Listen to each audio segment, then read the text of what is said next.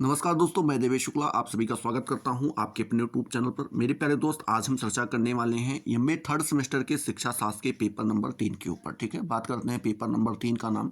तो paper number 3 का नाम है शिक्षा का भारतीय दर्शन। ठीक है, तो आप जिस किसी भी यूनिवर्सिटी से एमए कर रहे हो, अगर आपका सब्जेक्ट शिक्षा शास्त्र है तो आपको वहाँ का सिलेबस उठा के एक बार आपको जरूर चेक कर लेना है कि क्या आपके पेपर नंबर 3 का नाम शिक्षा का भारतीय दर्शन है या नहीं है। अगर है तो अच्छी बात है, धड़ल्ले के साथ तैयारी कीजिए। अगर नहीं है तो जरूर चेक कर लीजिए कहीं पेपर नंबर 4, पेपर नंबर 1 या पेपर नंबर 2 का नाम तो नहीं है। ठीक है, इससे होगा कुछ नहीं, आप यहाँ से मेरे ऊपर विश्वास करके जाएंगे कि सर ने पेपर नंबर 3 की तैयारी बहुत अच्छे से करवा रखी है। एग्जामिनेशन हॉल में जाएंगे, अभी जो क्वेश्चन पेपर हमको मिलने वाला है उसको चीर फाड़ के रख देंगे। बट जैसे ही आप एग्जामिनेशन हॉल में जाते हैं, आपके सामने प्रश्न पत्र आता है, आप उसमें लिखे हुए प्रश्नों को पढ़ते हैं तो आपके पैरों तले जमीन खिसक जाती है, क्योंकि वहां पर मेरे बताए हुए एक भी क्वेश्चंस आपको देखने को नहीं मिलते हैं। क्यों नहीं देखने को मिलते हैं? क्योंकि भैया वहां पर आपके पेपर नंबर 3 का नाम शिक्षा का भारतीय दर्शन होता ही नहीं है। तो आपको एक बार जरूर चेक कर लेना है, पेपर जरूर मिला लेना है, नहीं तो आप बाद में कहेंगे कि सर आपने ही तैयारी करवा रखी थी, एक भी प्रश्न नहीं आए थे। इतने सारे कमेंट आप करते रहेंगे। बात करते हैं यहाँ पर जो हमारी ये क्लास होने वाली है, ये महासंग्राम क्लास होने वाली है 2025 की। जनवरी 2025 में जो आपकी परीक्षाएं होने वाली है या फरवरी में जो होने वाली हैं, उनके लिए काफ़ी ज़्यादा इंपॉर्टेंट है। बात करते हैं पिछले 3 वर्षों में पूछे गए प्रश्नों के ऊपर हम चर्चा करेंगे कि कौन कौन से ऐसे प्रश्न थे जो पिछले 3 वर्षों में पूछे गए और उनका जवाब हमें किस प्रकार से देना था। उन्हीं के ऊपर हम क्या करेंगे भैया, चर्चा करेंगे। ठीक है, चलिए बात करते हैं पहले प्रश्न के ऊपर। तो पहला प्रश्न आपसे पूछ रहा है कि अंतर्दृष्टि विधि से आप क्या समझते हैं, आपको यहां पर बताना है। ठीक है, तो पहले आप अंतर्दृष्टि की हेडिंग डालेंगे कि अंतर्दृष्टि का अर्थ क्या होता है। तो इसमें आप बताएंगे स्वयं के अंदर को झांकना। स्वयं के अंदर झांकना ही क्या कहलाता है? अंतर्दृष्टि कहलाता है। अब स्वयं के अंदर झांकना मतलब क्या हुआ कि आप अपने अंदर झांक के किडनी, वाल और लीवर वगैरह को चेक करेंगे? ऐसा कुछ नहीं होता है। इसमें आप लिखेंगे कि स्वयं के अनुभवों और ज्ञान के से क्या करना है, प्रश्नों के उत्तर ढूंढना है। मतलब आपका जो स्वयं का अनुभव है, आपके अंदर जो ज्ञान है, उसी के आधार पर आपके अंदर जो प्रश्न उठ रहे हैं उनका जवाब अगर आप ढूंढ लेते हैं तो वही क्या कहलाता है, अपने अंदर या स्वयं के अंदर झांकना कहलाता है, और उसी को हम अंतर्दृष्टि कह देते हैं। ठीक है, आगे आप लिखेंगे कि आदर्शवादी जो हैं, ठीक है, आदर्शवादी शिक्षा की प्रक्रिया में अनुभव पर बल दिया जाता है। मतलब बोल रहे हैं शिक्षावादी आदर्शवादी जब शिक्षा की प्रक्रिया में आप जाएंगे तो वहां पर किसके ऊपर बल देते हैं? अनुभव के ऊपर बल देते हैं कि आप अनुभव ज़्यादा बढ़ाइए अपना, तभी आप अपने जीवन में सफल हो पाएंगे। यद्यपि अध्यापक एवं वरिष्ठ लोग, मतलब बोल रहे हैं जितने भी अध्यापक हैं, जितने भी वरिष्ठ लोग हैं, उनके अनुभवों को आदर्शवाद अधिक महत्वपूर्ण मानता है। मतलब मानते हैं कि जो हमारे वरिष्ठ लोग हैं, चाहे हमारे घर परिवार में रह रहे हो, चाहे हमारे समाज में रह रहे हो, और चाहे हमारे अध्यापक हों, तो उनके पास जो अनुभव है, जो उन्होंने जी रखा है, जिस प्रकार से उन्होंने अपने जीवन को जिया है, उसमें कई सारे ऐसे अनुभव उनको प्राप्त हुए हैं कि ये करना है, ये नहीं करना है, कैसे करना है, ये सारे अनुभव ही कहलाते हैं। तो वो उसको जो आदर्शवाद है वो क्या देता है, सबसे ज़्यादा इंपॉर्टेंट मानता है। इसीलिए केवल तथ्यों का संग्रह करना आदर्शवाद की शिक्षा विधि नहीं मानी जाती। मतलब बोल रहे हैं केवल आप तथ्यों की संग्रह करें। तथ्यों का संग्रह मतलब हुआ कि आप कोई भी चीज़ रट डालें कि आप बाबर का जन्म तब हुआ था, तुलसीदास जी ने ये रचना की थी, ठीक है, कबीरदास जी की ये कविताएं हैं। तो इस तरीके से आप जो ये चीज़ें याद कर ले रहे हैं, ये हमारी शिक्षा नहीं है, ना ही ये शिक्षा की विधि है। आप जब किसी चीज़ के अनुभव को सीखते हैं, आप अपने जीवन में जिन चीज़ों को अप्लाई कर सकते हैं अपने जीवन को सुधारने के लिए, अपने जीवन को बेहतर बनाने के लिए, वही हमारी शिक्षा है। और जो आपका अनुभव ज्ञान ग्रहण करने का तरीका है, वही हमारी शिक्षा विधि है। ये आपका कौन कहता है? आदर्शवाद कहता है। साथ ही साथ बताते हैं कि आदर्शवादी इस कारण अपने शिक्षा में केवल तर्क को प्रधान नहीं देता है, बल्कि अंतर्दृष्टि को महत्व देता है। मतलब बोल रहे हैं जो आपका आदर्शवादी शिक्षा है, उसमें अगर देखें तो उसमें बताते हैं कि केवल शिक्षा में केवल तर्क को प्रधानता नहीं दी जाती। मतलब आप बैठ के दो लोग आमने सामने बैठो और तर्क वितर्क करते रहो, तो उसको केवल वो प्रधानता नहीं देते हैं।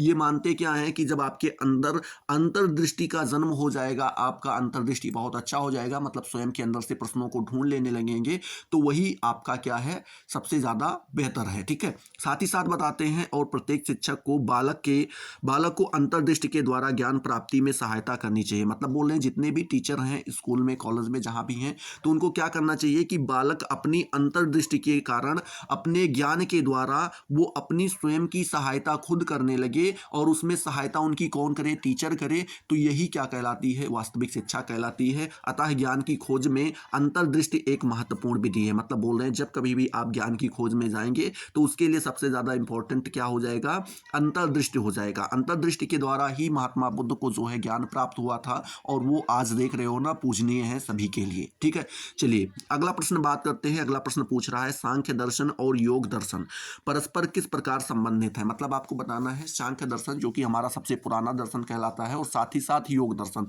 दोनों किस प्रकार से संबंधित है आपको यहां पर बताना है। तो आप लिखेंगे योग दर्शन के रचयिता कौन है, महर्षि पतंजलि जी हैं। और सांख्य दर्शन और योग दर्शन का विवेचन एक दूसरे के पूरक के रूप में किया जाता है। मतलब जब भी कभी सांख्य दर्शन की विवेचना की जाएगी या फिर योग दर्शन की विवेचना की जाएगी तो योग दर्शन के साथ सांख्य दर्शन को जोड़ दिया जाता है और सांख्य दर्शन के साथ योग दर्शन को जोड़ दिया जाता है, तभी ये एक दूसरे को पूर्ण कर पाते हैं, तभी ये पूरा हो पाता है। ठीक है, माना जाता है कि सांख्य दर्शन में तत्व चिंतन है। मतलब बोलते हैं कि जो सांख्य दर्शन है उसमें जो तत्व बताए गए हैं वो क्या है हमारे, वो चिंतन है। जबकि योग दर्शन में लक्ष्य प्राप्ति के लिए साधन का मार्ग प्रदर्शित किया गया है। मतलब जबकि क्या बताते हैं, जब आप योग दर्शन पढ़ेंगे अगर उसमें आप लक्ष्य प्राप्ति के बारे में पढ़ेंगे कि लक्ष्य प्राप्ति कैसी हो तो उसमें साधन का जो मार्ग है भैया, सॉरी साधना का जो मार्ग है वही क्या बताते हैं कि इसी के द्वारा, साधना के द्वारा ही आप क्या कर सकते हैं, लक्ष्य की प्राप्ति कर सकते हैं। आगे आप लिखेंगे योग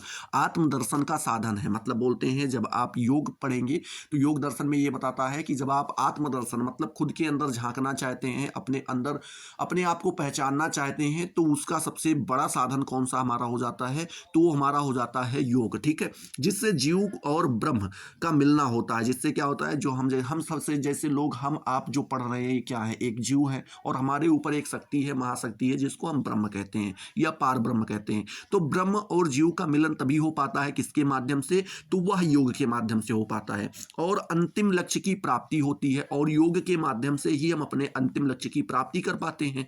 अतः कहा जा सकता है कि योग दर्शन योग संबंधित उपदेशों या व्यवस्थित कथन है। मतलब बोल रहे हैं अगर हम ये सब पढ़ लें तो इसके अकॉर्डिंग ये कह सकते हैं कि जो हमारा योग दर्शन है ये योग संबंधित हमें उद्देश्य देता है और साथ ही साथ उसका एक व्यवस्थित कथन है योग दर्शन। ठीक है, वस्तुतः सांख्य में जिन 3 प्रकार के दुखों का वर्णन किया गया है उनसे मुक्ति प्राप्त करने का मार्ग योग दर्शन द्वारा प्रकाशित किया गया है। मतलब कहते हैं जब आप सांख्य दर्शन पढ़ेंगे तो उसमें आपको 3 प्रकार के दुख बताए गए हैं, 3 प्रकार के दुखों का वर्णन आपको मिलता है और अगर आप उनसे मुक्ति पाना चाहते हैं तो उसके लिए आपको योग दर्शन पढ़ना होगा। उसी में बताया गया है कि आप उन 3 प्रकार के दुखों से कैसे मुक्ति पा सकते हैं। यही कारण है कि सांख्य एवं योग एक दूसरे से संबंधित हैं एवं परस्पर क्या है भैया, पूरक है। और यही कारण है कि भैया ये एक दूसरे से संबंधित भी हैं और पूरक भी हैं। अब एक तरीके से अगर आप समझना चाहें तो जो सांख्य दर्शन है आप कह सकते हैं कि हमारे तथ्यों का संग्रह है। मतलब इसमें चीजें बताई गई हैं कि क्या क्या होती हैं, कैसे होती हैं, लेकिन उन चीजों से मुक्ति कैसे पाना है उसके लिए आपको योग दर्शन पढ़ना पड़ेगा। और यही एक कारण है कि ये एक दूसरे के संपूरक कहलाते हैं या पूरक कहलाते हैं या आप कह सकते हैं एक दूसरे से संबंधित है। ठीक है, तो आई होप आपका ये प्रश्न भी यहाँ पर क्लियर हो गया होगा कि सांख्य दर्शन और योग दर्शन किस प्रकार जो है संबंधित है एक दूसरे से। चलिए अगला प्रश्न आपसे पूछ रहा है कि विशिष्ट अद्वैत वेदांत के छात्र संकल्पना संबंधित मूल विचार क्या है।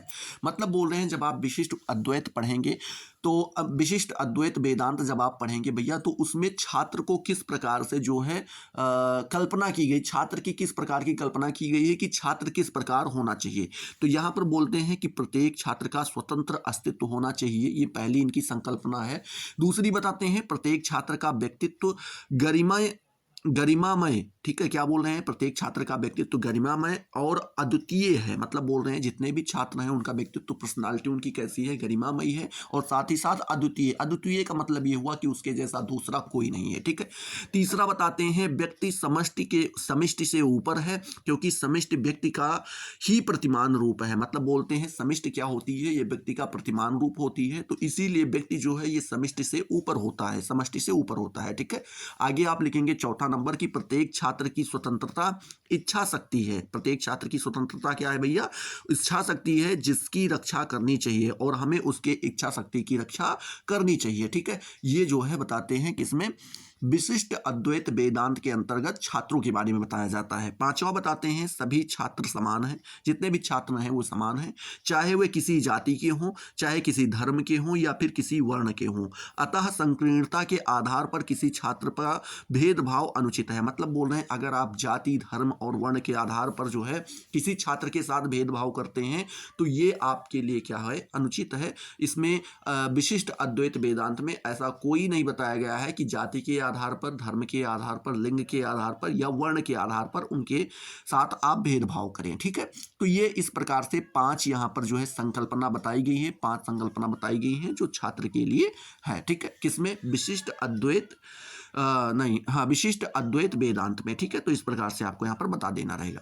अगला प्रश्न जो है आपसे यहाँ पर पूछ रहा है कि वेदांत में ज्ञान का वर्गीकरण किस प्रकार किया जाता है। जब आप वेदांत पढ़ते हैं तो उसमें ज्ञान को किस प्रकार से बांटा गया है आपको यहाँ पर बताना है। तो आप लिखेंगे वेदांत में ज्ञान को 2 रूपों में विभाजित किया गया है। कितने रूपों में? 2 रूपों में ज्ञान को बांटा गया है। पहला आपका आता है परमार्थिक ज्ञान या फिर आप कह सकते हैं सतत ज्ञान, और दूसरा आता है लौकिक ज्ञान अथवा व्यवहारिक ज्ञान। ठीक है, बात करते हैं जो हमारा परमार्थिक अथवा सतत ज्ञान होता है, यह वह ज्ञान है जो सनातन, सत्य और शाश्वत होने के कारण आत्मा का बोध कराता है, जैसे कि साहित्य, दर्शन, कला, धर्म आदि। ठीक है, मतलब आप समझ पाए जो हमारा परमार्थिक ज्ञान है या सतत ज्ञान है, इसमें क्या होता है, ये सनातन, सत्य और शाश्वत होने के कारण, ये सनातन भी है, सत्य भी है और शाश्वत है, इसी के कारण ये हमें क्या करता है, आत्मबोध कराता है, हमें अपने आप से परिचित कराता है। और इसमें कुछ विषय ऐसे शामिल हैं जैसे कि साहित्य शामिल है, दर्शन शामिल है, कला और आपका धर्म, ये ऐसे विषय हैं जो इसमें सम्मिलित किए गए हैं। ठीक है, बात करते हैं जो हमारा लौकिक या व्यवहारिक ज्ञान है, इसमें बताते हैं सापेक्ष प्रकृति तथा सत्य एवं असत का मिश्रण होने के कारण यह ज्ञान परमार्थी ज्ञान की अपेक्षा निम्न होता है, जैसे कि गणित, भौतिक विज्ञान एवं सामाजिक विज्ञान। मतलब बोलते हैं जो ये हमारा ज्ञान है, लौकिक ज्ञान आप कह सकते हैं या व्यवहारिक ज्ञान कह सकते हैं, ये हमारा प्रकृति के सापेक्ष है। ठीक है, इसमें सत्य और असत्य दोनों का मिश्रण आपको देखने को मिलेगा, और ये ज्ञान हमारा कैसा होता है, परमार्थी ज्ञान होता है। ठीक है, परमार्थी ज्ञान होता है। तो यहाँ पर आप इसीलिए लिखेंगे कि इसमें कुछ सब्जेक्ट शामिल किए जाएंगे जैसे गणित, भौतिक विज्ञान और सामाजिक विज्ञान, ये सब इसके क्या हैं, एक उदाहरण है। ठीक है, तो इस प्रकार से आप यहाँ पर बता दीजिएगा। अगला प्रश्न यहीं पर आपसे पूछ रहा है कि भारतीय शिक्षा में वेदांत से प्रभावित प्रमुख विद्वानों के क्या योगदान है। मतलब बोल रहे हैं कि जो भारतीय शिक्षा है उसमें बताते हैं वेदांत से प्रभावित कुछ ऐसे विद्वान रहे हैं, तो उनका योगदान क्या रहा है हमारी शिक्षा में। तो आप यहाँ पर लिखेंगे कि भारतीय दार्शनिक चिंतन में श्री शंकराचार्य एवं श्री रामानुज के बाद भी जो कुछ चिंतन हुआ है वह किसी न किसी रूप से वेदांत का ही पुनराख्या है। मतलब बोल रहे हैं कि हमारे 2 नाम आ जाते हैं, पहले श्री शंकराचार्य जी आ जाते हैं और रामानुज हो जाते हैं।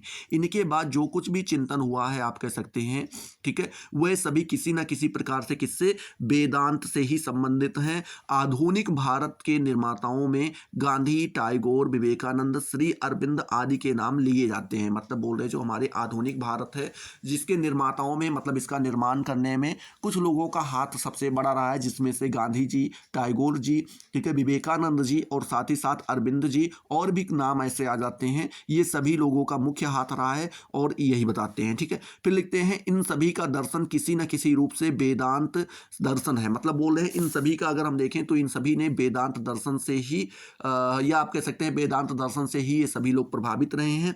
यदि गांधी, टैगोर आदि ने भारतीय शिक्षा को प्रकाशित किया है तो इसे वेदांतिक प्रभाव मानना उचित ही है। मतलब बोल रहे हैं क्योंकि गांधी और टैगोर, इन्हीं लोगों ने, और भी लोग थे, इन लोगों ने मिलकर शिक्षा को, जो भारतीय शिक्षा थी, इसको प्रकाशित किया, मतलब हमारे सामने लेकर के आया। तो इस तरीके से हम ये भी कह सकते हैं चूंकि ये लोग भी किससे, वेदांत से प्रभावित थे, तो आप ये भी कह सकते हैं कि यहाँ की जो शिक्षा है वो भी किससे, वेदांत से ही प्रभावित है। साथ ही साथ आप लिखेंगे कि शिक्षा में लोकतांत्रिक परंपरा के समावेश को वेदांत का ही परिणाम माना जाता है। मतलब बोल रहे हैं शिक्षा में जो आपकी लोकतांत्रिक परंपरा का समावेश देखने को मिलता है, ये हमारा किसका परिणाम है, तो ये हमारा वेदांत का ही एक परिणाम देखा जा सकता है। ठीक है, चलिए अगले प्रश्न की ओर चलते हैं। तो अगला प्रश्न आपसे पूछ रहा है कि न्याय दर्शन में प्रत्यक्ष के प्रमाण हेतु किन साधनों को स्वीकार किया गया है। मतलब बोल रहे हैं जो न्याय दर्शन जब आप पढ़ते हैं तो उसमें प्रत्यक्ष के प्रमाण हेतु कौन कौन से ऐसे साधन हैं जिनको स्वीकार किया गया है। तो यहाँ पर आप लिखेंगे न्याय दर्शन में ज्ञान के स्रोत के रूप में प्रत्यक्ष को प्रमाण के रूप में मान्यता दी गई है। किसको दी गई है?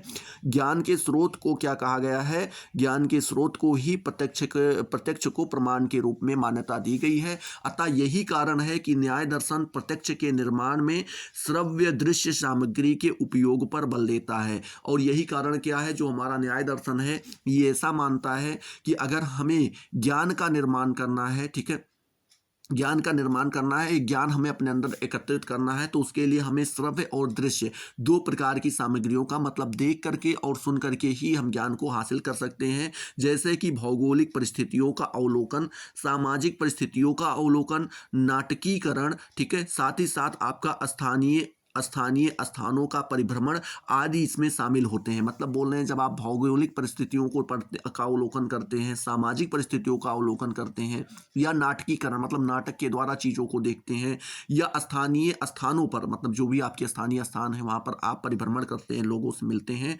तो वो सारी चीज़ें क्या करती हैं, हमारे ज्ञान को बढ़ाती हैं। न्याय दर्शन के अनुसार साधन प्रत्यक्ष के स्थिरीकरण तथा दृढ़ीकरण के लिए भी उपयोगी है। मतलब न्याय दर्शन ये भी मानता है कि जो हमारा साधन है वो प्रत्यक्ष के स्थिरीकरण और साथ ही साथ दृढ़ीकरण के लिए क्या है, उपयोगी है। मतलब कि अगर आपका साधन प्रत्यक्ष है तो उसको वो जो है हमारे ज्ञान को स्थिरीकरण भी रखता है और साथ ही साथ दृढ़ीकरण, मतलब कि ऐसा रखता है कि उसमें हम परिवर्तन बाद में ना करने पाए। ठीक है, चलिए अगला प्रश्न इसी पर आपसे पूछ रहा है, महर्षि अरविंद के अनुसार शिक्षा क्या है, आपको यहाँ पर बताना है। तो आप लिखेंगे श्री अरविंद के अनुसार मात्र सूचना एकत्र करना या सूचना प्रदान करना ज्ञान की नींव नहीं हो सकती है। मतलब अरविंद जी ये मानते हैं कि अगर आप किसी चीज़ से सूचना प्रदान करते हैं या सूचना इकट्ठा करते हैं, सूचना एकत्रित करते हैं, तो वो हमारी ज्ञान की नींव नहीं कहलाएगी। सूचना अधिक से अधिक वह सामग्री हो सकती है जिसके द्वारा जानने वाले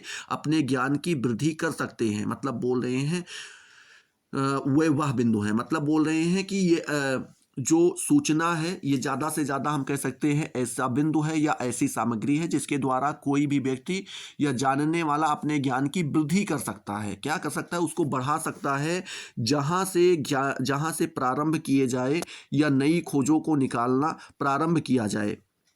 ठीक है, अतः वह शिक्षा जो मात्र सूचना देने अथवा तथ्य प्रदान करने तक सीमित रहती है, शिक्षा नहीं है। मतलब बोल रहे हैं ऐसी शिक्षा जो हमें केवल क्या करती है, सूचना देती है या हमें कोई तथ्य प्रदान करवाती है, तो वो हमारी शिक्षा नहीं कहलाएगी। उन्होंने शिक्षा के अर्थ को स्पष्ट करते हुए लिखा है कि शिक्षा मानव के मस्तिष्क एवं आत्मा की शक्ति का निर्माण करती है और उसमें ज्ञान, चरित्र एवं संस्कृति का उत्कर्ष करती है। ये आपके कौन बोलते हैं?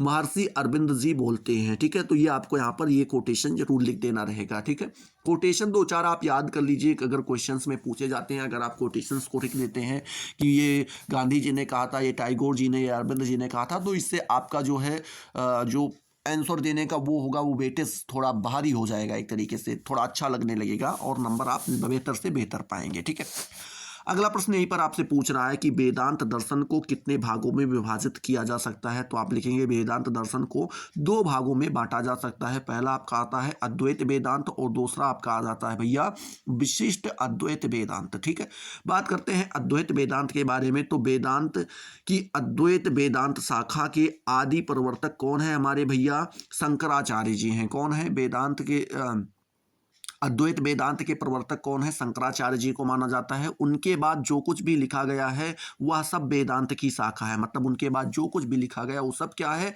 वेदांत की ही एक शाखा है। उप शाखा के रूप में वेदांत का ही पुनर्व्याख्या मानी जाती है। मतलब वेदांत की ही फिर से व्याख्या कर दी जाए, ऐसी उप शाखा के रूप में चीज़ों को देखा जाता है शंकराचार्य जी के बाद में जो कुछ भी लिखा गया। ठीक है, आगे आप विशिष्ट अद्वैत वेदांत के बारे में आप बताएंगे तो लिखेंगे वेदांत की दूसरी शाखा विशिष्ट अद्वैत वेदांत कहलाती है। तो मतलब जो बोल रहे हैं वेदांत की आप जो दूसरी शाखा के बारे में बात करेंगे तो उसको हम विशिष्ट अद्वैत वेदांत के नाम से जानेंगे। इसके प्रवर्तक श्री रामानुजाचार्य जी हैं। कौन है? वेदांत, अब देखिए अद्वैत वेदांत के प्रवर्तक कौन थे? तो आपके कौन थे भैया? प्रवर्तक आपके थे शंकराचार्य जी। वहीं पर बात करें विशिष्ट अद्वैत वेदांत के, तो इसके प्रवर्तक कौन थे, तो श्री रामानुजाचार्य थे। ठीक है, दोनों नाम आपको यहाँ पे याद कर लेना है। अद्वैत तथा विशिष्ट अद्वैत वेदांत की दो सीमांत दृष्टिकोण प्रस्तुत करते हैं और शिक्षा की दृष्टि से दोनों का अपना स्थान है। मतलब बोल रहे हैं कि अगर देखें तो अद्वैत वेदांत जो है और आपका विशिष्ट अद्वैत वेदांत है, दोनों की दोनों अलग अलग सीमाएं हैं, अलग अलग दृष्टिकोण हैं और दोनों का शिक्षा की दृष्टि से अपना अपना स्थान है। मतलब ऐसा नहीं कि कोई बेकार है, दोनों का अपना अपना स्थान है और दोनों इंपॉर्टेंट हैं। ठीक है, इस तरीके से आप कह सकते हैं। चलिए अगला प्रश्न आपसे पूछ रहा है कि वेदांत के अनुसार शिक्षा का लक्ष्य क्या है। मतलब वेदांत में शिक्षा के लक्ष्य को क्या बताया गया है, तो आप लिखेंगे वेदांत के अनुसार शिक्षा का एकमात्र लक्ष्य क्या है, विद्यार्थी को अज्ञान से मुक्त करके उसे ज्ञान की प्रतीत करवाना। मतलब बोल रहे हैं कि वेदांत में शिक्षा का एकमात्र उद्देश्य ये है कि जो भी विद्यार्थी है उसको क्या किया जाए भैया, अज्ञान से मुक्त किया जाए, उसके अंदर जो अज्ञान है वो खत्म किया जाए और उसको ज्ञान से ले चल के परिचित करवाया जाए, जिससे कि वह विद्या तथा अविद्या में विवेकपूर्ण भेद कर सके। मतलब उसको ये पता चल सके कि कौन सी विद्या है और कौन सी अविद्या है। ठीक है, साथ ही साथ लिखेंगे कि सत्य और मिथ्या में अंतर समझ सके। मतलब ये भी वो जान पाए कि कौन सी चीजें सत्य है और कौन सी चीजें गलत है। मिथ्या का मतलब गलत होता है। ठीक है, सके और अपने आप में अनंत ज्ञान और अनंत शक्ति को पहचान सके। मतलब उसके अंदर जो अनंत ज्ञान भरा पड़ा हुआ है और जो उसके अंदर अनंत शक्तियां भरी पड़ी हुई हैं उनको वो आराम से पहचान पाए। अविद्या के दूर होने पर तो मुक्ति हो ही जाती है। मतलब बोल रहे जैसे ही अविद्या दूर होती है, मतलब कि उसको ज्ञान प्राप्त होना, विद्या प्राप्त होना शुरू होता है, उसको धीरे धीरे मुक्ति की ओर बढ़ने लगता है वो बालक, वो छात्र। ठीक है, परंतु शिक्षा का कार्य छात्रों को इस विवेक ज्ञान का निरंतर विकास करने के लिए सक्षम बनाना है। मतलब बोल रहे हैं शिक्षा का कार्य यही है कि जो इसका ये विवेक कार्य है, विवेक ज्ञान है, इसका लगातार, निरंतर का मतलब हुआ लगातार क्या करे, उसका विकास कराता रहे, जिससे कि वे भावी जीवन में अज्ञान से पूर्ण मुक्ति पाकर गरिमामय जीवन बिता सके। मतलब बोले जिससे कि वो क्या करें, जो उनका भावी जीवन, मतलब जो आगे वाला जीवन है उसमें अज्ञान से वो पूर्ण रूप से क्या, अज्ञानता से मुक्ति पा जाए। मतलब अज्ञान से छूट हो जाए, उनका अज्ञान दूर हो जाए, ज्ञान प्राप्त हो जाए, पा करके गरिमामय जीवन बिताने का क्या कर सके भैया, बिता सके। यही वेदांत का मुख्य लक्ष्य है शिक्षा का। ठीक है, इस तरीके से आप बता सकते हैं। अगला प्रश्न अगर यहाँ पर देखें तो अगला प्रश्न आपसे पूछ रहा है कि न्याय दर्शन के अनुसार ज्ञान की विधि क्या है। ठीक है, तो इस प्रश्न में आपको बताना है कि ज्ञान की विधि कौन सी है। मतलब कौन सी ऐसी विधि है जिसके द्वारा हम ज्ञान प्राप्त कर सकते हैं, किसके अनुसार, तो न्याय दर्शन के अनुसार। तो आप यहाँ पर लिखेंगे न्याय दर्शन में ज्ञान प्राप्ति हेतु जिस विधि का प्रयोग की चर्चा मिलती है उसमें आगमन और निगमन दोनों के सिद्धांत विद्यमान है। मतलब बोल रहे हैं कि जब आप न्याय दर्शन पढ़ेंगे और उसमें ये आप जानने की कोशिश करेंगे कि किस विधि के द्वारा हमें ज्ञान प्राप्त करना चाहिए, तो उसमें आप देखेंगे कि उसमें आगमन और निगमन दोनों प्रकार की विधियों को देखने को मिलेगा। अतः अपने मूल रूप में यह वैज्ञानिक विधि कही जा सकती है। और अपने मूल रूप में ये कौन सी विधि कही जा सकती है, वैज्ञानिक विधि के रूप में जाना जा सकता है। इसके 4 पद हैं। कौन कौन से हैं, पहला है कि परीक्षण से प्रारंभ करना। मतलब किसी भी बच्चे को अगर आप ज्ञान देना चाहते हैं तो पहले आप उसका टेस्ट लें कि उसका लेवल कौन सा है। अगर आपको उसका लेवल पता चल जाए, फिर उसके बाद इसकी नींव पर प्रतिज्ञा एवं उपकल्पना को स्वीकारना। मतलब बोल रहे हैं उसकी जो नींव है उस पर प्रतिज्ञा और उपकल्पना, मतलब कि आप ये तय करें कि इसको कहाँ, अब जैसे आपको पता चल गया है कि ये इतना जानता है, उसके बाद आप तय करेंगे कि इसको कितना पढ़ाना है, क्या क्या पढ़ाना है। फिर उसके बाद प्रतिज्ञा की स्वीकृति के परिणाम निकालना। मतलब फिर उसके बाद आप देखें कि जो कुछ भी हम पढ़ाने वाले हैं इसके बाद क्या हमें परिणाम मिलेगा। और साथ ही साथ यह जांचना कि परिणाम अनुभव से प्रमाणित होता है या नहीं। और साथ ही साथ आपको ये भी जांचना है कि जो परिणाम है वो अनुभव से प्रमाणित होता है या नहीं होता है। अनुभव इंपॉर्टेंट हो जाता है। ठीक है, आगे इसी में आप लिखेंगे, अगला प्रश्न आपसे पूछा जा रहा है, क्या पूछा जा रहा है, अगला प्रश्न यहीं पर आपसे पूछ रहा है कि श्री अरविंद की शिक्षण पद्धति के मूल सिद्धांत क्या है। मतलब आपको बताना है कि जो शिक्षण पद्धति है, मतलब जो पढ़ाने का तरीका है, आप एक तरीके से कह सकते हैं, या शिक्षण विधि जो है, जो पढ़ाने की विधि है, वो उसका मूल सिद्धांत क्या है, किसके अकॉर्डिंग, श्री अरविंद जी के अकॉर्डिंग। ठीक है, तो आप यहाँ पर लिखेंगे उनका पहला सिद्धांत ये बताता है कि करके सीखने पर आपको बल देना चाहिए। दूसरा ये बताता है कि सीखने में बालकों को स्वतंत्रता प्रदान करना। मतलब बोल रहे हैं कि जब बालक सीख रहा हो तो उस समय आप उसको स्वतंत्र छोड़ दें। तीसरा बताते हैं शिक्षण का माध्यम मातृभाषा होना चाहिए, मतलब कि मदर टंग में उसको सारी चीज़ें बताई जानी चाहिए, मातृभाषा जो आपकी है उसी में उसको सिखाया जाना चाहिए। ठीक है। चौथा बताते हैं बालक का सहयोग करना, मतलब कि बालक का सहयोग करना, बता उसकी मदद करनी चाहिए कि जो चीज़ें वो कठिनाई से कर पा रहा है उसको बताना चाहिए कि ये थोड़ा ऐसे करो तो आसानी से भी हो जाएगा। ठीक है। फिर पांचवा बताते हैं स्व अनुशासन हेतु प्रेरित करना, मतलब कि उसको इसलिए प्रेरित करना कि तुम अपने ऊपर खुद से अनुशासन बना करके रखो। छठा बोल रहे हैं कि प्रेस और सहानुभूति के साथ शिक्षण, किसके द्वारा साथ, सॉरी प्रेस नहीं, यहाँ पर प्रेम लिखा है। ठीक है, ये सा बना दिए हैं, हमें लग रहा है टाइप मिस्टेक की वजह से हो गया। तो क्या बोल रहे हैं, प्रेम और सहानुभूति के साथ उसको क्या करना चाहिए भैया, पढ़ाना चाहिए। सातवां बताते हैं बालक की रुचि का अध्ययन, मतलब आपको ये भी जानना चाहिए कि बालक का किस में इंटरेस्ट है। साथ ही ये बताते हैं बालक की क्षमताओं का समुचित प्रयोग, मतलब कि बालक की पहली क्षमता को आप टेस्ट करें कि उसकी क्षमता क्या है, ठीक है, कैपेसिटी कितनी है, और उसका आप क्या करें, अच्छे से प्रयोग करें, उसी के अकॉर्डिंग उसको आप पढ़ाएं, उसी के हिसाब से उसको वर्क वगैरह दें, ये सब आप काम करें। ठीक है, तो ये किसके अकॉर्डिंग है, तो ये शिक्षण विधि जो आपकी बताई गई है ये अरविंद जी के अकॉर्डिंग है शिक्षण पद्धति। ठीक है, तो इस तरीके से आप इसका जवाब दे दीजिएगा। अगला प्रश्न यहीं पर आपसे पूछ रहा है, क्या पूछ रहा है कि इस्लाम दर्शन के अनुसार पाठ्यक्रम किस प्रकार का होना चाहिए, मतलब इस्लाम दर्शन में जो है पाठ्यक्रम क्या क्या रखा जाना चाहिए, ये यहाँ पर आपसे पूछ रहे हैं। तो आप लिखेंगे इस्लामिक दर्शन जो है मूलतया धर्म पर आधारित है। किस पर है, आप अगर देखें तो इस्लाम दर्शन जो है टोटली, आप एक तरीके से मूलतया नहीं टोटली कह सकते हैं, मूलतया का मतलब ये हुआ कि जड़ आधार से ही धर्म पर है, तो ये आप कह सकते हैं टोटली ओवरऑल जो है वो किस पर है, धर्म पर ही है। और इसमें लौकिकता को भी पर्याप्त प्राश्रय दिया जाता है, मतलब बोल रहे हैं कि अगर इसमें देखें तो लौकिकता मतलब ऐसा नहीं है, धर्म के साथ साथ आप यहाँ पर देखेंगे तो यहाँ पर थोड़ा बहुत जो है हमारे जो भौतिक समाज है उससे भी जुड़ी चीजें आपको यहाँ पर बताई जाती हैं। इसके अनुसार यह दर्शन पाठ्यक्रम को दो आधार पर वर्गीकृत करता है, मतलब बोल रहे हैं कि इसके आधार पर देखें तो पाठ्यक्रम को दो भागों में बांटा जाता है।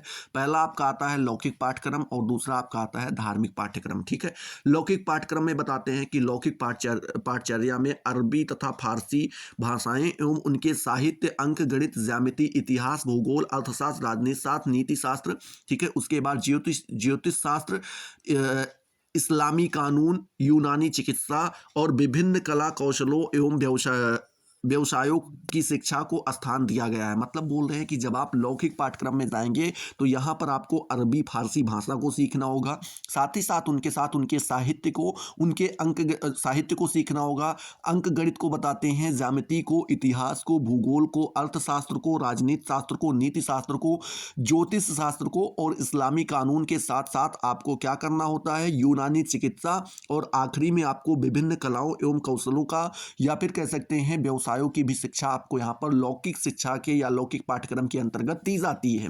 यहीं पर बात करें धार्मिक, तो बोल रहे हैं धार्मिक पाठचर्या में कुरान शरीफ, ठीक है, इस्लामी इतिहास, इस्लामी साहित्य, सूफी साहित्य और शरीयत, जिसे इस्लामी कानून के नाम से जानते हैं, को स्थान दिया गया है। इतनी चीज़ों को यहाँ पर धार्मिक पाठ्यक्रम के अंतर्गत पढ़ना होता है। ठीक है, चलिए अगला जो आपका प्रश्न है वो आपसे पूछ रहा है कि स्वामी विवेकानंद के अनुसार शिक्षा का स्वरूप कैसा होना चाहिए, मतलब स्वामी विवेकानंद ने कैसे शिक्षा के स्वरूप की कल्पना की है आपको यहाँ पर बताना है। तो आप लिखेंगे स्वामी विवेकानंद के अनुसार जो शिक्षा जनसाधारण को जीवन संघर्ष के लिए तैयार करती है, जो चरित्र निर्माण नहीं करती है, जो समाज सेवा की भावना विकसित नहीं करती है, ऐसी शिक्षा का कोई लाभ नहीं। मतलब स्वामी विवेकानंद जी ये बताते हैं कि जो शिक्षा जनसाधारण को जीवन संघर्ष के लिए तैयार नहीं करती है, मतलब उसके जीवन में जो जो भी संघर्ष आने वाले हैं उसके लिए अगर वो तैयार ना हो पाए, उसके चरित्र का निर्माण, उस बालक के चरित्र का निर्माण ना हो पाए, समाज की सेवा की भावना जो है उसके अंदर विकसित ना हो पाए, तो ऐसी शिक्षा का कोई लाभ नहीं, ऐसी शिक्षा बेकार है। कौन मानते हैं, आपके स्वामी विवेकानंद जी मानते हैं। वह सैद्धांतिक शिक्षा के पक्ष में नहीं थे, वो ऐसा नहीं मानते हैं कोई एक सैद्धांतिक शिक्षा आपको दे दीजिए, मतलब एक सिद्धांत बता दिया जाए और उसी के अकॉर्डिंग आपको शिक्षा दी जाए, अपितु व्यवहारिक शिक्षा को व्यक्ति के लिए उपयोगी मानते थे। मतलब मानते हैं ऐसा कि जो व्यवहारिक शिक्षा है, जो हम अपने व्यवहार में ला सकते हैं, अपने सामने जिनका रिजल्ट देख सकते हैं, ऐसी शिक्षा को वो अच्छा मानते थे। व्यक्ति की शिक्षा को ही उसकी भविष्य उसे भविष्य के लिए तैयार करती है। मतलब बोल रहे हैं जो व्यक्ति शिक्षा ग्रहण करता है वही उसको उसके भविष्य के लिए भी उसको तैयार करता है। इसीलिए शिक्षा में उन तत्वों का होना आवश्यक है जो उसके भविष्य के लिए महत्वपूर्ण है। मतलब बोल रहे हैं इसीलिए यह मानते थे कि शिक्षा में ऐसे तत्व होने बहुत आवश्यक हैं जो उसके भविष्य के लिए उसको क्या करें भैया, तैयार करें या फिर इम्पोर्टेंट है। स्वामी विवेकानंद जी ने शिक्षा को बताते हुए लिखा भी है, क्या लिखा है कि तुमको कार्य के सभी क्षेत्रों में व्यवहारिक बनाना पड़ेगा। सिद्धांतों के ढेरों ने संपूर्ण देश का विनाश कर दिया है। ऐसा कौन कहते हैं? आपके स्वामी विवेकानंद जी बोलते हैं कि तुमको कार्य के सभी क्षेत्रों में व्यवहारिक बनाना होगा। मतलब कार्य के जितने भी क्षेत्र हैं उसमें आप व्यवहारिक हों, जान पाएं कि चीज़ें कैसी होती हैं, उनको सरलता के साथ करना सीख पाएं। और साथ ही साथ बोलते हैं कि जो सिद्धांत के इतने सारे ढेर आपको देखने के मिल रहे हैं, ये पूरे देश का क्या कर रहे हैं भैया, लगातार विनाश करते जा रहे हैं। ठीक है, चलिए अगला प्रश्न यहीं पर आपसे पूछ रहा है। क्या पूछ रहा है कि न्याय दर्शन के सिद्धांत के अनुरूप किन शिक्षण विधियों को शिक्षा में स्थान दिया जा सकता है। मतलब बोल रहे हैं जो न्याय दर्शन है इसके सिद्धांत के अनुरूप अगर देखें तो कौन कौन सी ऐसी शिक्षण विधियां हैं जिनको हम स्थान दे सकते हैं, शिक्षा में स्थान दे सकते हैं। तो आप लिखेंगे न्याय दर्शन के अनुसार वे सभी साधन एवं विधियां जो प्रत्यक्ष ज्ञान के स्थिरीकरण एवं दृढ़ीकरण के लिए उपयोगी हैं उन्हें शिक्षा में प्रयुक्त किया जा सकता है। ठीक है, मतलब ऐसा बताते हैं कि न्याय दर्शन में कहा गया है कि वे सभी साधन और वे सभी विधियां जो क्या करती हैं, प्रत्यक्ष ज्ञान को स्थिरीकरण करती हैं या फिर उनका दृढ़ीकरण। स्थिरीकरण मतलब कि ऐसा नहीं कि लगातार वो बदलते रहें, और दृढ़ीकरण की मतलब कि उनको मजबूत बनाया जाए। ठीक है, और ऐसी जितने भी ज्ञान हैं उन्हें हम क्या कर सकते हैं, शिक्षा में प्रयुक्त कर सकते हैं। और ऐसी कुछ विधियां यहाँ पर बनाई भी गई हैं जो न्याय दर्शन से संबंधित हैं। कितनी विधियां बताई गई हैं? टोटल 15 प्रकार की विधियां बताई गई हैं जो यहाँ पर दी गई हैं। इनमें से पहली विधि कौन सी है? चिंतन विधि। दूसरी आगमन निगमन विधि। तीसरी तर्क विधि। चौथी प्रयोगशाला। पांचवी वैज्ञानिक विधि। छठी छठी आपकी प्रत्यक्ष विधि। ठीक है, सातवीं आपकी विचार विमर्श विधि। आठवीं आपकी विश्लेषण संश्लेषण विधि। नौवीं हमारी व्याख्यान विधि है। 10वीं हमारी स्वाध्याय विधि है। 11वीं हमारी समस्या विधि है। 12वीं हमारी जो है व्याख्या विधि है। 13वीं हमारी शब्द प्रणाली विधि है। और 14वीं खेल विधि या फिर आप करके सीखना कह सकते हैं। और 15वीं हमारी योजना विधि है। ठीक है, अब इसमें से अगर हम सभी विधि के बारे में बात करेंगे तो बहुत ज़्यादा लंबा वीडियो हो जाएगा, बट थोड़ा थोड़ा जान लेते हैं। जो हमारी चिंतन विधि होती है वो हमारे चिंतन पर आधारित होती है कि किसी चीज़ को आप क्या करते हैं, बैठ के मनन चिंतन करते हैं, अपने दिमाग में दौड़ाते हैं और उसका जवाब आप प्राप्त कर लेते हैं, तो वो चिंतन विधि कहलाती है। आगमन निगमन विधि ऐसा होता है कि इसमें करके बताया जाता है कि आप कोई भी कार्य करते हो, जो आंसर निकल के आता है वही आंसर हो जाता है। तर्क विधि में हम दो लोग आमने सामने बैठते हैं या दो से ज़्यादा लोग बैठते हैं और वो क्या करते हैं, तर्क वितर्क करते हैं। उसके बाद जो निर्णय निकले वही हमारा क्या कहलाता है, तर्क विधि कहलाता है। प्रयोगशाला विधि आप जानते हैं जिसमें प्रैक्टिकल कराया जाता है। भौतिक विज्ञान के लिए सबसे ज़्यादा, भौतिक विज्ञान और रसायन विज्ञान के लिए सबसे ज़्यादा इंपॉर्टेंट है। ठीक है, रसायन विज्ञान के लिए सबसे ज़्यादा इंपॉर्टेंट है। वैज्ञानिक विधि, वैज्ञानिक विधि तो आप समझ ही पा रहे होंगे, कई सब बार पढ़ ली। प्रत्यक्ष विधि जो हमारे सामने दिखाई पड़े। विचार विमर्श विधि मतलब कि बैठ के किसी चीज़ के ऊपर आप विचार विमर्श करें, सोचे विचारे, जो आंसर आ जाए। विश्लेषण संश्लेषण विधि मतलब कि आप किसी चीज़ की व्याख्यान करते हैं, जो कि व्याख्यान विधि का ही एक रूप होती है, जो यहाँ पर व्याख्यान विधि बताई भी गई है।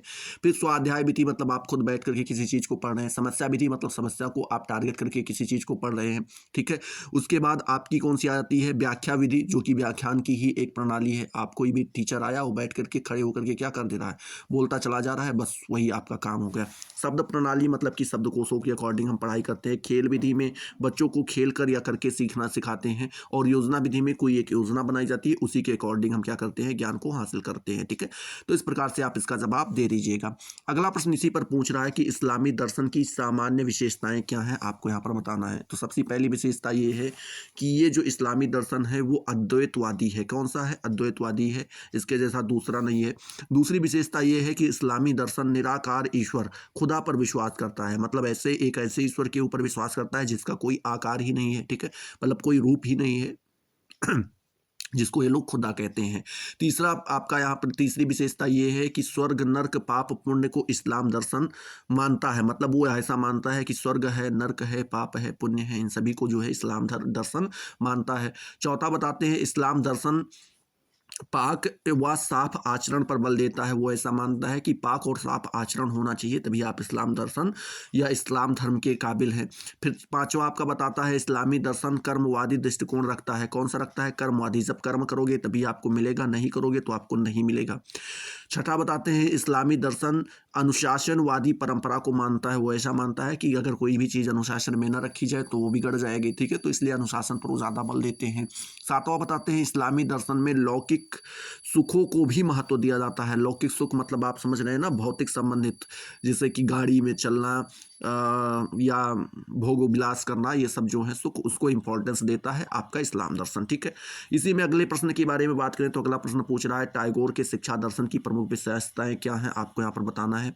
तो आप लिखेंगे कि टैगोर के शिक्षा दर्शन की विश्व बोध दर्शन कहा जाता है। क्या कहा जाता है? जो टैगोर का शिक्षा दर्शन उसको हम विश्व बोध दर्शन के नाम से भी जानते हैं। इनकी प्रमुख विशेषताएं निम्नलिखित हैं। पहली विशेषता बताते हैं शिक्षा के व्यापक स्वरूप की अवधारणा। शिक्षा के व्यापक स्वरूप की अवधारणा इसमें आपको देखने को मिलेगी। दूसरा बताते हैं मानवतावादी दृष्टिकोण का प्रबल समर्थन, मतलब जो मानवतावादी दृष्टिकोण है उसका प्रबल ये लोग समर्थन भी करते हैं। तीसरा बताते हैं प्रचार्य एवं पाश्चात्य संस्कृतियों का संगम, मतलब जो प्रचार्य हैं और जो आपकी पश्चात्य हैं, मतलब कि जो आपकी संस्कृति है और पाश्चात्य, दोनों का क्या है, दोनों प्रकार की संस्कृतियों को मिला करके आपको साथ में चलना चाहिए। तीसरा बताते हैं कला और साहित्य को महत्व देना है। कला और साहित्य को काफी ज्यादा इंपॉर्टेंस देते हैं। आदर्श और प्रकृति का समन्वय, मतलब ये चाहते हैं कि आदर्शवाद और प्रकृतिवाद दोनों का समन्वय होना चाहिए। ऐसा ही नहीं कि आप आदर्शवाद ही पढ़ें और कुछ जगह पे आदर्शवाद ठीक है, कुछ जगह पे प्रकृतिवाद ठीक है, ठीक है। फिर बता रहे हैं आध्यात्मिक विकास का समर्थन। वो ऐसा मानते हैं कि शिक्षा में आध्यात्मिक विकास बालक का होना बहुत ही आवश्यक है, ठीक है। चलिए अगले प्रश्न की ओर चलते हैं। तो अगला प्रश्न पूछ रहा है गांधी जी के अनुसार शिक्षित होने और साक्षर होने में क्या अंतर है। मतलब गांधी जी के अनुसार शिक्षित होना और साक्षर होना दोनों में क्या फर्क है। तो आप यहाँ पर लिखेंगे गांधी जी के अनुसार शिक्षित होने का अर्थ यह है कि साक्षर होना नहीं है। मतलब कोई भी बालक अगर लिखना पढ़ना जान जा रहा है तो जरूरी नहीं कि वह शिक्षित ही हो, ठीक है। वह साक्षरता को शिक्षा नहीं मानते हैं। अगर कोई लिखना पढ़ना जान जाए तो वो शिक्षित नहीं है, ठीक है, वो ऐसा नहीं मानते थे। वह केवल ज्ञान का माध्यम मानते थे। वो ऐसा मानते थे कि वह एक माध्यम है। लिखना पढ़ना क्या है? एक माध्यम है ज्ञान हासिल करने का और कुछ नहीं है। अगर आप लिख सकते हैं या पढ़ ले रहे हैं तो उससे आप एक ज्ञान ग्रहण कर सकते हैं, ये शिक्षित होना नहीं कहलाएगा। गांधी जी का कहना था कि साक्षरता ना तो शिक्षा का अंत है और ना ही प्रारंभ है। मतलब बोल रहे हैं अगर आप लिखना और पढ़ना जान जा रहे हैं तो ये ना तो शिक्षा की शुरुआत है और ना ही ये अंत है, ठीक है, दोनों नहीं है। यह केवल एक साधन है। ये क्या है? एक साधन के रूप में उन्होंने बताया है जिसके द्वारा पुरुष व स्त्री को शिक्षित किया जा सकता है। मतलब बोले जिसके द्वारा हम क्या कर सकते हैं, अगर कोई पढ़ना लिखना जान जाए तो उसके द्वारा हम उसको शिक्षित कर सकते हैं। यह एक साधन मात्र है, ठीक है, आप ये भी कह सकते हैं। अतः शिक्षित होने का अर्थ साक्षर होने से नहीं है। मतलब बोल रहे हैं कि जो शिक्षित का अर्थ है, अगर कोई व्यक्ति लिखना पढ़ना जान जा रहा है तो हम ये नहीं कहेंगे कि वो भैया शिक्षित है, अपितु शारीरिक मानसिक और आत्मा के सर्वोत्तम गुणों का सर्वांगीण विकास से है। मतलब बोल रहे हैं कि जब आपका शारीरिक सर्वांगीण विकास होता है, ठीक है, उसके बाद आपके मस्तिष्क और आत्मा के सर्वोत्तम जो गुण है, मतलब जो सबसे अच्छे गुण है, अगर उनका सर्वांगीण विकास हो रहा है तो वही आपकी शिक्षा कहलाती है। कौन कहते हैं? गांधी जी कहते हैं, ठीक है। तो इस प्रकार से आप इसका जवाब दे दीजिएगा।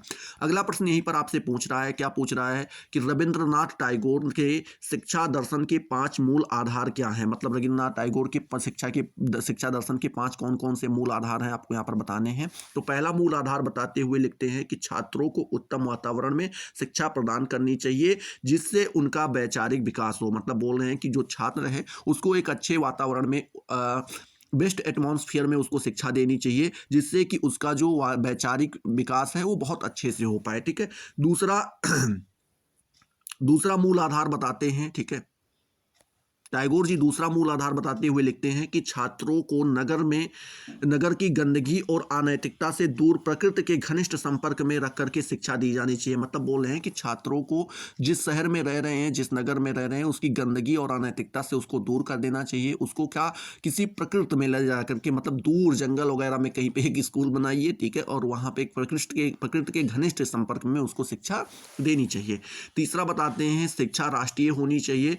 उसे भारत के अतीत और भविष्य का पूर्ण ध्यान रखना चाहिए। मतलब उस बालक को ऐसा पढ़ाना चाहिए कि उसको भारत का अतीत भी पता हो कि पीछे पीछे क्या हुआ था और साथ ही साथ आगे क्या होने वाला है, इसका ज्ञान हो पाए। चौथा बताते हैं कि छात्रों में संगीत, अभिनय, चित्रकला की योग्यता का विकास किया जाना चाहिए। मतलब छात्र के अंदर संगीत, अभिनय और चित्रकला, इन प्रकार की जो योग्यताएं हैं इनको भी डेवलप करना चाहिए।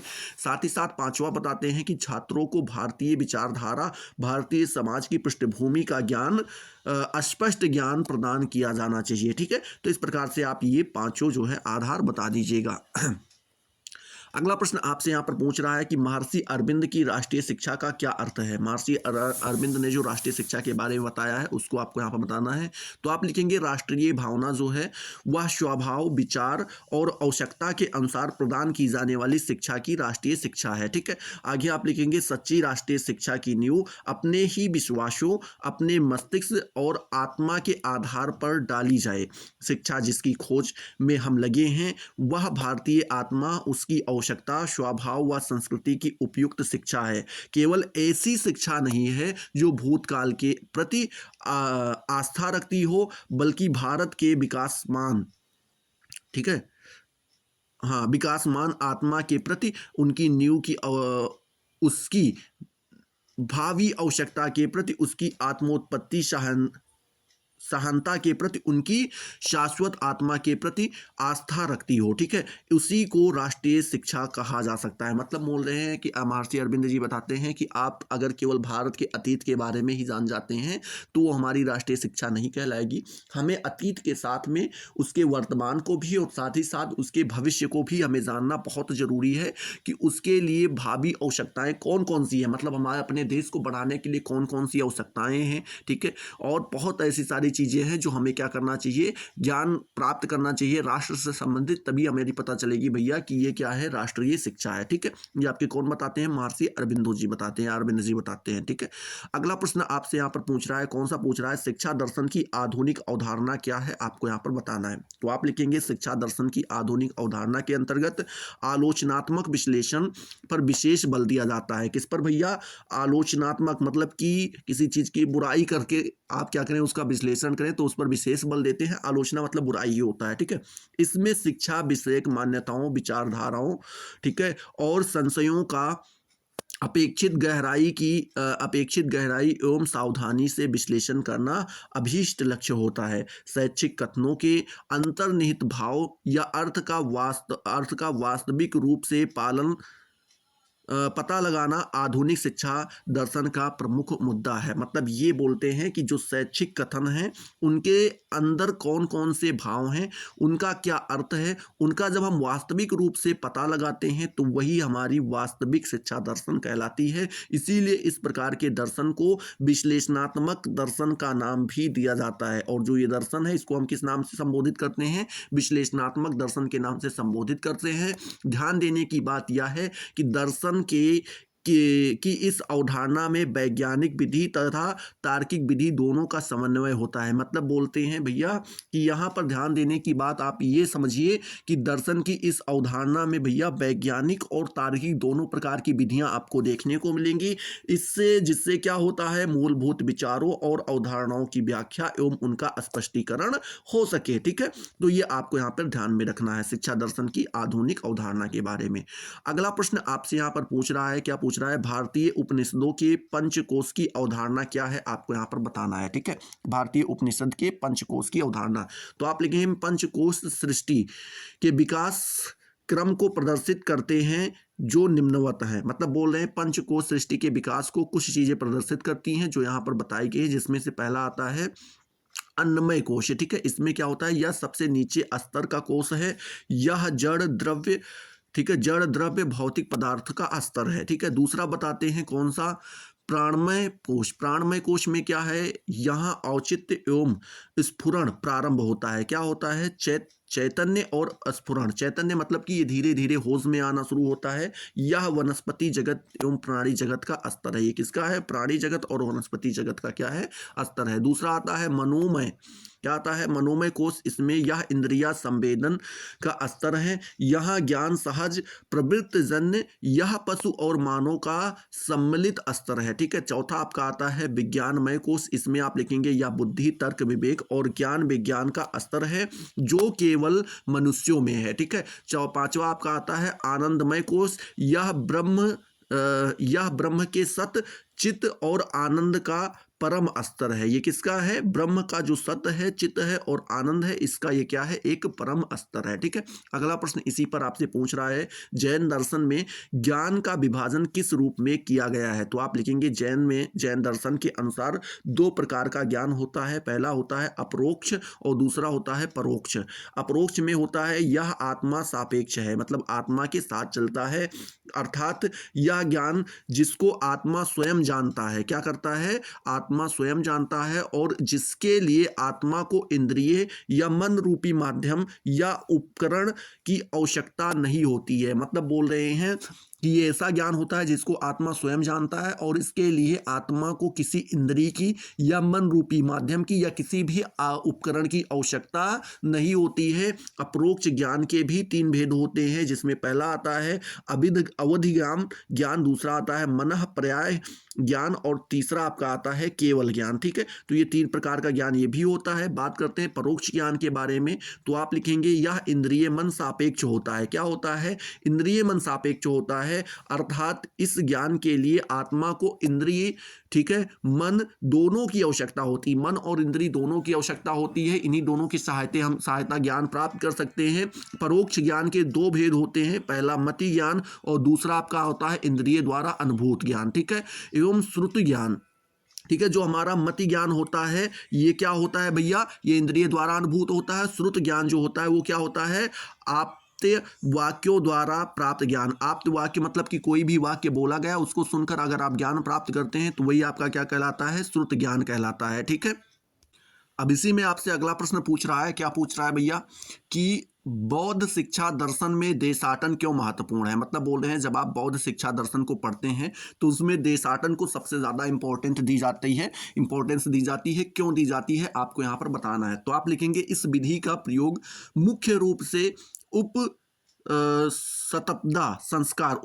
संस्कार के पश्चात भिक्षुओं की शिक्षा हेतु किया जाता है। इसका निम्नलिखित महत्व है। मतलब बोल रहे हैं कि इसका जो है, चूंकि जो बौद्ध धर्म में कई संस्कार बताए गए हैं। ठीक है, जैसे हमारे सनातन धर्म में 16 प्रकार के संस्कार होते हैं, वैसे बौद्ध धर्म में भी आपको कई प्रकार के जो है क्या बताए गए हैं, यहाँ पर संस्कार बताए गए हैं। जिसमें से जो आपका पहला संस्कार है वो कौन सा आ जाता है, आपका आ जाता है उपसतपदा। ठीक है, कौन सा, उपसतपदा जो संस्कार होता है, इसके पश्चात बालक को या कोई भी व्यक्ति है उसको क्या कर दिया जाता है, एक भिक्षु के रूप में छोड़ दिया जाता है। वो क्या करते हैं, जगह जगह पर जाकर के भिक्षा मांगते हैं और उससे अपना जीवन यापन करते हैं। ठीक है, और इसके कुछ महत्व हैं, इंपॉर्टेंट महत्व हैं जो यहाँ पर बताए गए हैं। जिसमें से पहला महत्व ये बताते हैं कि भिक्षुओं को देशवाटन के द्वारा विविध स्थानों का भ्रमण करने का अवसर प्रदान किया जाता है। मतलब भिक्षुओं को क्या होता है, देशाटन के लिए विभिन्न स्थानों पर वो जा सके और इसके लिए उनको क्या किया जाता है भैया,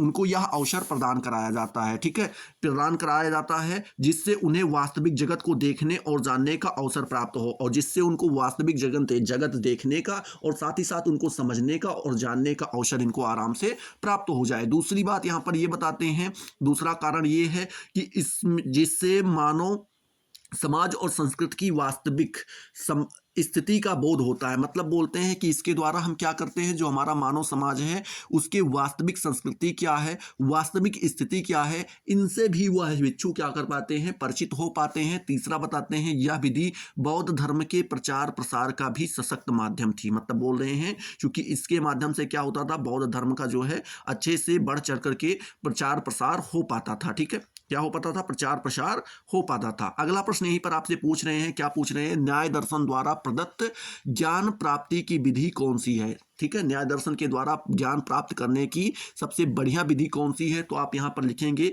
निरीक्षण द्वारा अनुभव या ज्ञान की प्राप्ति। निरीक्षण के द्वारा जब आप अनुभव या ज्ञान की प्राप्ति करते हैं, ये बढ़िया विधि होती है। दूसरा बोल रहे हैं इंद्रियों के माध्यम से प्रत्यक्ष ज्ञान की प्राप्ति, मतलब आप देख करके, सुन करके, टच करके, इंद्रियों के माध्यम से जो भी चीजें क्या ज्ञान प्राप्त कर रहे हैं वो भी क्या है, हमारे प्रत्यक्ष ज्ञान की प्राप्ति है। तीसरा बताते हैं आगमन और निगमन प्रक्रिया का प्रयोग करके जो है ज्ञान की प्राप्ति की जा सकती है। चौथा बताते हैं विश्लेषण संश्लेषण प्रक्रिया का प्रयोग करके। पांचवा विचार विमर्श का। और छठा आपका स्वशिक्षा के माध्यम से अनुभूत, मतलब कह रहे हैं कि जब आप स्वयं बैठ करके पढ़ना शुरू करते हैं, किसी चीज को सीखना शुरू कर देते हैं तो वो स्वशिक्षा कहलाती है। और सातवां और आखिरी बताते हैं कि शब्द या पर्याप्त प्रमाण द्वारा ज्ञान की प्राप्ति। यह प्रमाण भाषा शिक्षण तथा अन्य विषयों के शिक्षण के लिए महत्वपूर्ण है। ठीक है, ये भाषा शिक्षण के लिए इंपॉर्टेंट है, जिसमें आप शब्द की, या आप कह सकते हैं आपका शब्दकोश काफी ज्यादा मजबूत हो जाता है और आप अच्छे से उन चीजों को बोल पाते हैं। तो जब आप भाषा का ज्ञान करते हैं तो उसमें ये इंपॉर्टेंट हो जाता है। ठीक है, चलिए अगला प्रश्न आपसे पूछ रहा है कि वैदिक दर्शन के स्रोत चारों वेद के नाम बताइए। ठीक है, मतलब बोल रहे हैं वैदिक दर्शन के जो स्रोत हैं, ठीक है, चारों वेदों के नाम आपको यहाँ पर बताने हैं। तो आप यहाँ पर लिखेंगे भारतीय दर्शन में विकसित चिंतन प्रणाली निम्नलिखित वेदों के समर्थन अथवा खंडन के लिए प्रयुक्त हुई है, जिनकी संख्या 4 है। कितनी है? 4 है। जिसमें से पहला आपका आता है ऋग्वेद, जो सबसे पुराना वेद हमारा माना जाता है। बताते हैं ऋग्वेद सबसे पुरातन वेद है। ठीक है, आगे आपको लिखना है इसकी रचना पद्य के रूप में हुई। पद्य का मतलब आप समझ रहे हो ना, कविता के रूप में एक तरीके से आप कह सकते हैं, जिसको आप गा करके पढ़ सकते हैं। इसमें ईश्वर, जीव, पुनर्जन्म, कर्म फल, सृष्टि इत्यादि का वर्णन आपको देखने को मिलता है। दूसरा यहाँ पर बोलते हैं सामवेद, जिसमें क्या बोलते हैं, सामवेद जो है वो वैदिक प्रार्थनाओं, मतलब कि जो हमारी भगवान से प्रार्थना वगैरह की जाती है उनका संग्रह है। इसमें अनेक प्रार्थनाएं आपको देखने को मिलेंगी जो ऋग्वेद से ली गई हैं। ठीक है, यजुर्वेद के बारे में बात करें तो यह हमारा विज्ञान परक क्या है, विज्ञान परक एक वेद है। इसमें मानव के वास्तविक जीवन से संबंधित विचारों का समावेश है। मानव का जो वास्तविक जीवन है उससे संबंधित जो भी विचार है उनका समावेश आपको देखने को मिलेगा। और अथर्ववेद जो है इसकी रचना गद्य में हुई है, मतलब कि जैसे कि ये पढ़ रहे हो ना, ये गद्य है तो गद्य में हुई है। इसमें कर्मकांड की प्रक्रिया की व्याख्या प्राप्त होती है। जो कर्मकांड है उसकी व्याख्या आपको अथर्ववेद में देखने को मिलेगी। ठीक है, अगला प्रश्न इसी पर आपसे पूछ रहा है, क्या पूछ रहा है कि ज्ञान के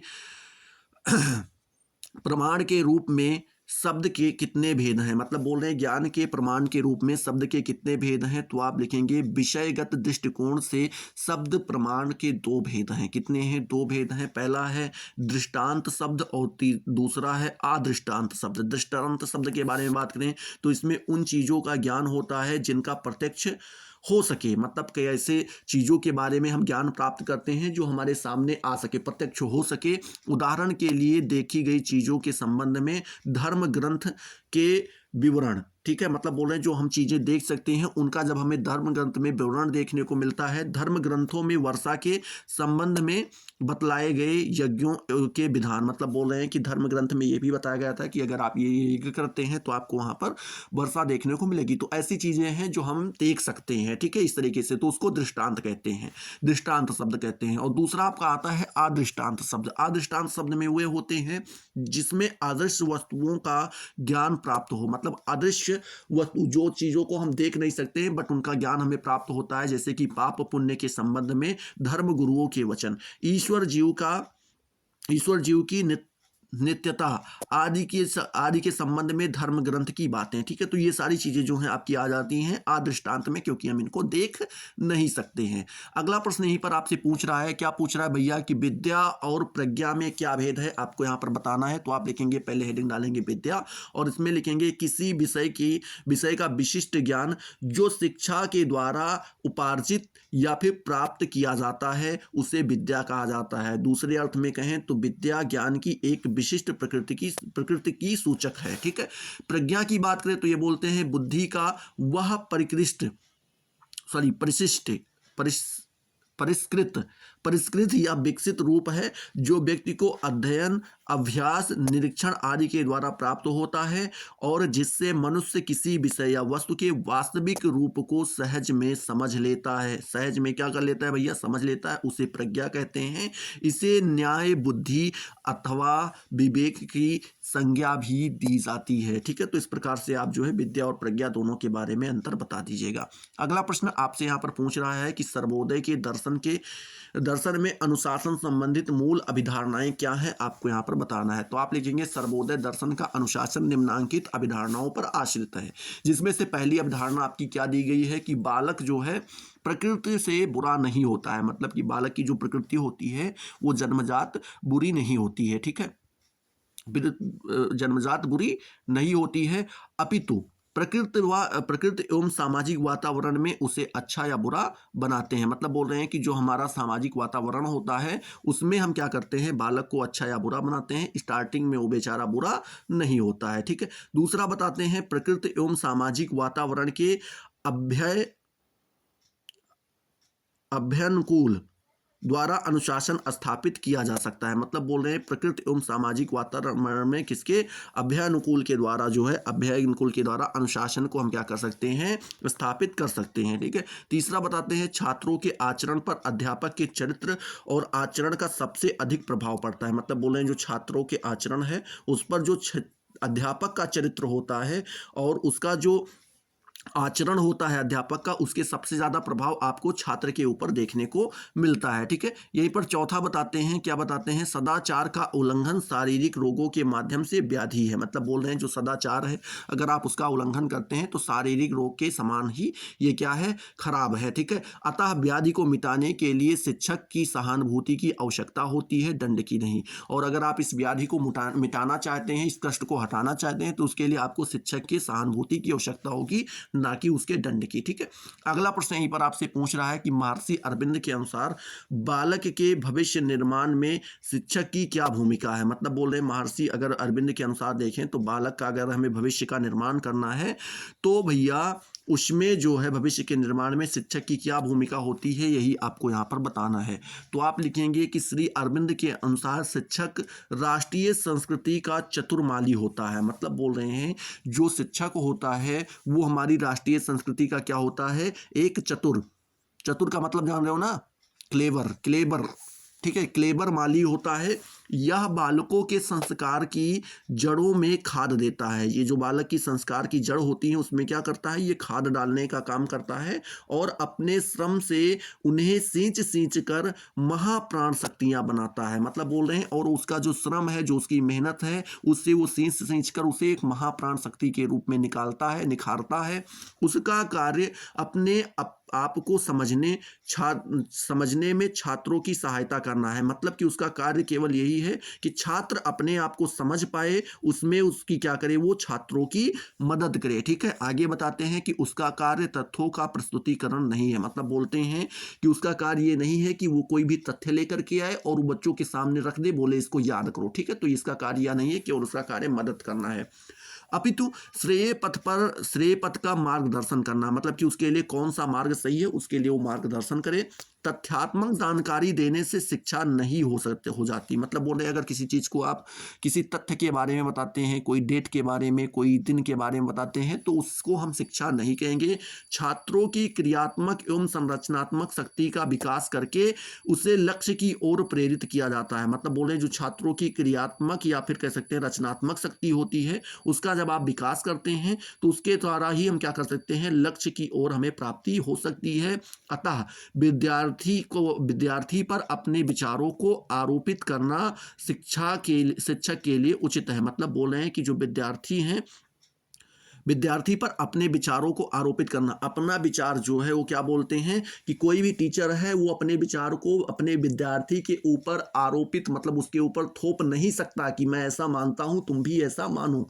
बालक को क्या करना है? आपको मार्गदर्शन देना है। अब वो मानेगा नहीं मानेगा वो उसके ऊपर डिपेंड करता है। ठीक है, इस तरीके से आप कह सकते हैं। तो आई होप आपको ये सारी चीजें क्लियर हुई होंगी। अगर क्लियर हुई तो फटाफट वीडियो को लाइक कर दो, अपने दोस्तों के साथ शेयर कर दो। अभी तक अगर आपने चैनल को सब्सक्राइब नहीं किया तो सब्सक्राइब सब्सक्राइब करके बेल वाले आइकन को जरूर प्रेस कर दो, जिससे आपको सारी नोटिफिकेशन मिलती रहे और आप उनसे लगातार लाभान्वित होते रहें। तो चलिए अगले वीडियो में मिलते हैं नए जोश नए टॉपिक के साथ। तब तक के लिए जय हिंद जय भारत।